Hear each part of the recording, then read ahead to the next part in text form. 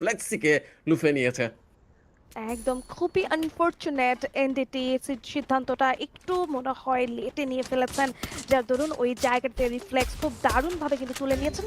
Hats off two when বট, কি দুর্দান্ত কিছু শট কানেক্ট করেছেন। অন্যদিকে টপ ওয়ান ফেসে গিয়েছেন আরসিতের সাথে, বেশ কিছু ড্যামেজেস আসছে, অনেকটা লো। মেহেদি ডাউন হয়ে যাবেন, হোক উডপেকার দিয়ে চার্জ করছেন এই জায়গাটিতে, মেহেদিকে তুলে ফেলবেন প্রান্ত এবং আলিফ থাকবেন।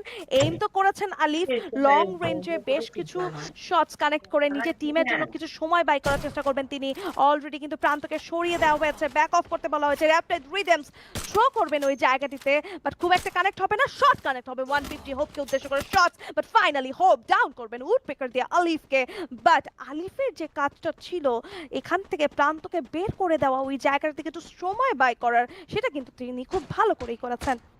ইয়াসিন এইদিকে নোসিয়াস ব্লেজের সাথে আর আজকে ফ্লাইট হচ্ছে। রাফি একা স্টিল সার্ভাইভিং, মনে হয় না বেশিক্ষণ সার্ভাইভ করতে পারবে, কারণ তাকে স্পট করে ফেলেছে অলরেডি। এন্ড বলতে না বলতেই নকডাউন হওয়া লাগলো রাফির। জোকার এবং লগ্ন বেঁচে রয়েছে নোসিয়াস ব্লেজ থেকে, আর তারা যেই প্লেসে রয়েছে সেটা তেমন বেশি ভালো না।